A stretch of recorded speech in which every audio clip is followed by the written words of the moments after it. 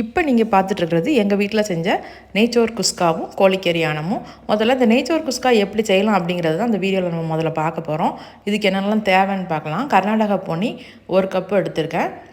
2 பேருக்கு தேவையான அளவு தான் நம்ம வந்து இதை செஞ்சு காட்ட போகிறோம். அதனால் 1 கப்பில் தான் நான் வந்து அரிசி எடுத்திருக்கேன். இது பட்டை, கிராம்பு, ஏலக்காய் 3, கிராம்பு 2, பட்டை சிறிதளவு, இஞ்சி பூண்டு பேஸ்ட்டு 2 ஸ்பூன் எடுத்திருக்கேன், நெய் 2 ஸ்பூன், தேங்காய் 3 ஸ்பூன் எடுத்துக்கலாம்.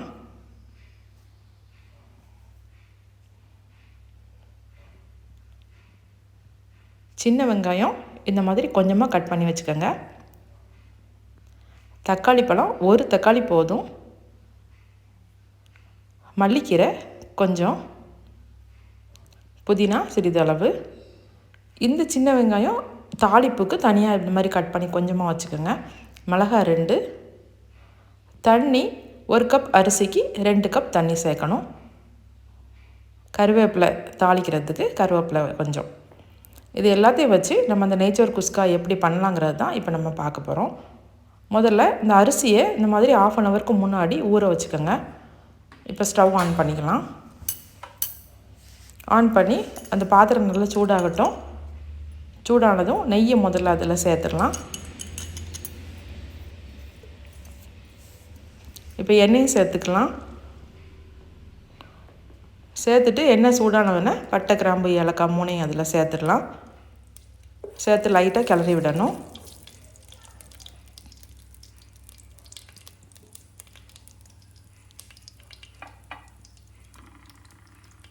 இப்போ தாளிப்புக்கு வச்சுருந்த சின்ன வெங்காயத்தை சேர்த்துக்கலாம்.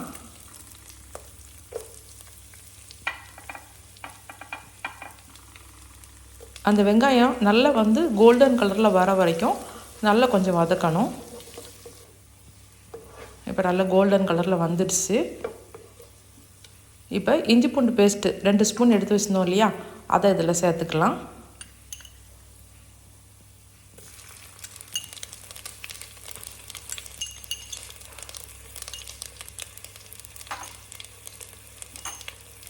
இஞ்சி பூண்டு நல்லா பச்சை வாசனை போகிற வரைக்கும் நல்லா கிளறி விடணும்.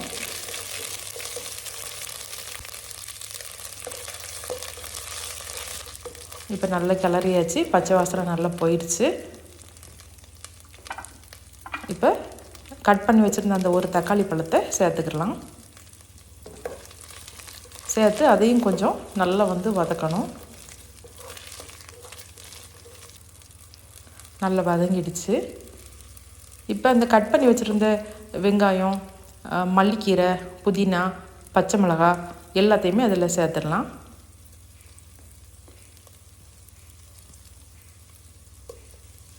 கருவேப்பிலையும் சேர்த்துக்கலாம். இப்போ எல்லாத்தையும் நல்லா மிக்ஸ் பண்ணி விட்டு அந்த எண்ணெயிலே கொஞ்சம் வந்து நல்லா அது கொஞ்சம் வதங்கட்டும். வதங்கினதுக்கப்புறம் தண்ணி 2 பவுல், நம்ம 1 பவுலுக்கு வந்து அரிசி எடுத்துருக்கோம். அதனால் அதுக்கு 2 பவுல் தண்ணி சேர்த்துக்கிறணும். உங்கள் வீட்டில் அரிசி பழைய அரிசியாக இருந்தால் வேகிறதுக்கு டைம் எடுக்கும் அப்படின்னா நீங்கள் கூட 1 கப் கூட தண்ணி சேர்த்துக்கலாம். இப்போ தண்ணி நல்லா கொதிச்சிடுச்சு. இப்போ அரிசி அதில் போட்டுடலாம்.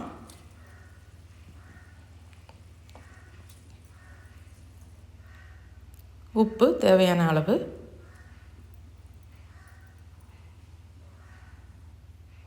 எல்லாத்தையும் சேர்த்து நல்லா மிக்ஸ் பண்ணி விடணும்.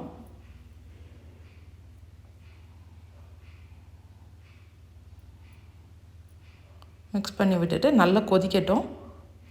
இப்போ வந்து அடுப்பு வந்து ஹை ஃப்ளேமில் தான் இருக்கணும். ஹை ஃப்ளேமில் தான் வச்சுருக்கேன். நல்லா கொதிக்கட்டும். நம்ம மூடி போட்டுட்டு கொஞ்ச நேரம் ஒரு 10 நிமிஷம் ஆகட்டும். இப்போ கொஞ்சம் திறந்து பார்க்கணும். முதல்ல நல்லாவே கொதிக்குது. இப்போ கொஞ்சம் மீடியம் ஃப்ளேமில் அடுப்பை வச்சுட்டு திரும்பவும் மூடிடலாம். கொஞ்சம் அடிக்கடி நம்ம திறந்து பார்த்து தண்ணி எப்படி இருக்குதுன்னு சொல்லி செக் பண்ணிக்கிறோம். ஏன் அப்படின்னா தண்ணி வந்து வற்றி அப்புறம் வந்து அடுப்பு சட்டி வந்து பிடிச்சிடக்கூடாது. அதனால் கொஞ்ச நேரத்துக்கு ஒரு தடவை தண்ணி எப்படி இருக்குதுன்னு பார்த்து செக் பண்ணிக்கிறணும். இப்போ தண்ணி வந்து நல்லாவே ட்ரை ஆகிடுச்சு.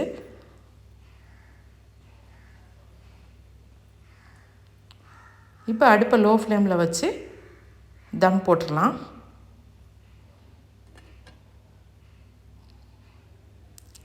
இப்படி அடுப்பை நல்லா லோ ஃப்ளேமில் வச்சுட்டு இப்படி தம் போட்டுற வேண்டியதான். ஒரு 10 நிமிஷம் தம்மில் இருக்கட்டும். இப்போவே வாசம் நல்லா கம்ம கம்மன்னு வருது.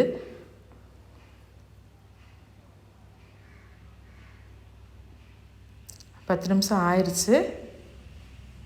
குஸ்கா சூப்பராக ரெடி ஆகிடுச்சு. தண்ணியெலாம் நல்லா ட்ரை ஆகி சோறுமே வந்து நல்லா வெந்த மாதிரி இருந்துச்சு.